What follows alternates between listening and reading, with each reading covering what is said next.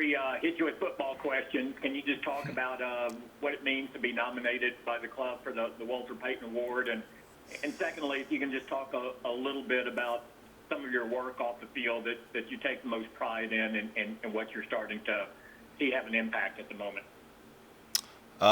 It's definitely an honor. When you talk about being a Walter Payton Man of the Year nominee and recognition, it's definitely an honor. For me, I have a purpose beyond athletics, and that's helping people. That's helping people get understanding and education. And I've started the Minority Entrepreneurship Institute in efforts to close the economic and educational gap that exists in this world today. If you look at the amount of dollars that are given to minorities, venture companies is 2% in the entire world. So just it's really trying to provide a solution to how can we truly become equal in practice that equality, and that's not only financial funding, but helping entrepreneurs that have great ideas to be able to get the correct infrastructure and understanding of how to operate their companies and hire the right people and bring the right team on board to be able to be successful. It's the Minority Entrepreneurship Institute is all about closing the economic and educational gap. I've committed $2.5 million over the next 10 years, and it's about impact. It's about impact and helping. I'm thankful. I couldn't do it without my team. Shout out to Michael Lito, my business manager, and Jay Hine, who's working with the Sagamore Institute. And it's really just a real blessing to have people in my corner that helps me fulfill my purpose beyond athletics. I'm able to do so much off the field because I have a team of experts who help me achieve those goals, so that I can keep the main thing, which is being an employee for the Dallas Cowboys. I forget what the other question was. No, that was it. That was the kind of talk. Thank you. Yes, sir. Yeah, I've always being in this blessed situation and platforms of playing for Notre Dame and with the Dallas Cowboys, it grants me a lot of access to not only quality deal flow, but just quality relationships with the right people. And for myself, I was just thinking about, okay, well, how can I provide this for other people that look like me that don't necessarily have the platform and et cetera. And that's why I was able to start MEI. Shout out to Jared Barnes, who's sits as the executive for the MEI board and running everything and making it happen. Was there a moment, Jaylon, where you decided that this is something that you wanted to do? Because I know you want to affect change, but was there what was the genesis for MEI and working on closing that gap? What prompted that being your focus? Doing a little research. I've always been observant my entire life, and I've always viewed myself as so much more than a football player. In really understanding, what's going on in this world, and understanding that the average net worth for people in the black community is $200 versus in the white community over $100,000. Just recognizing that, like, if you look at that, it's a big, tremendous problem. And what are some things that can help eradicate that or just close the gap?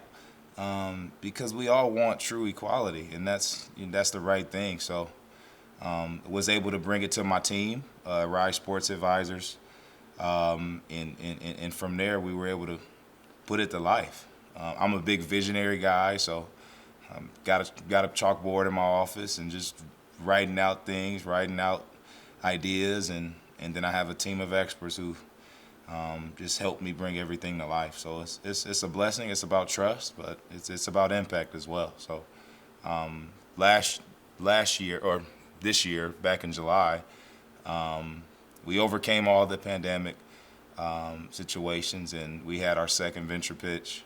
It was actually at Dallas Cowboys at the Star, headquarters here, and we're able to invest in 5 new companies. Over $800,000 was given out, so it's a blessing. It's about helping.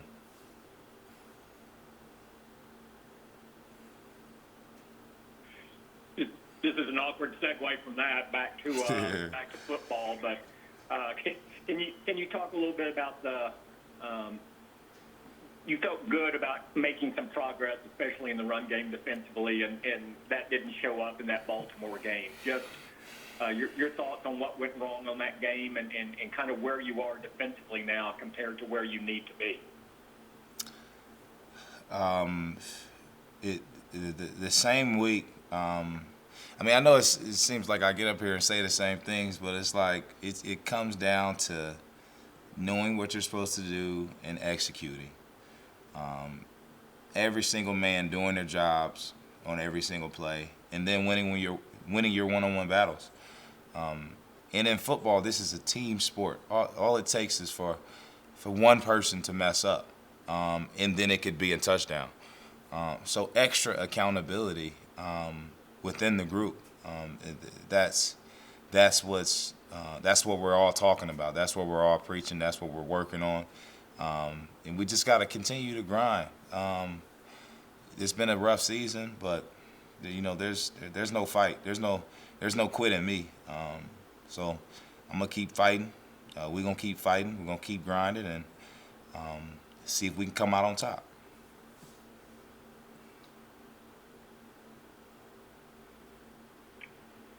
Jaylon, Mike McCarthy today addressed the team regarding his dissatisfaction with the effort late in Tuesday's loss. How does that sit with you that the head coach, week 14 of the season, has to stand in front of his team and talk about effort? When when your head coach gets up and addresses the team like that, it's really it really presents an opportunity, for each individual, including myself, just all of us, to just look in the mirror. Understand what you're putting out on tape, what we're putting out on tape, and hold ourselves accountable. The standard has to be effort to the ball, sprinting, and making sure that you're protecting your brother. Mike McCarthy, as the head man, we got to listen to what he's saying. We got to process it. We got to understand exactly what he's talking about. And then from there, we got to go forward. I'm not asking for specifics, but do you know what he's referring to? I don't believe, unless I'm wrong, that he showed you guys film when he said this. Do you know what plays he's talking about, what he's referencing? No, not exactly. But what I do know, he's the head coach, and if he makes a point, you gotta trust in him, and you gotta see what he's talking about. And at the end of the day, we can all give more effort. So for real, it's just back to the drawing board. You got to evaluate it and see what exactly is the problem is. Once we figure that out, we just got to continue to go forward, continue to move forward. How surprised are you that we are in December and we're still talking about effort and, doing the basic things that you need to do to win? And we're still talking about these types of things in December. We shouldn't be. I think it's just non-negotiable. Your effort has to be there.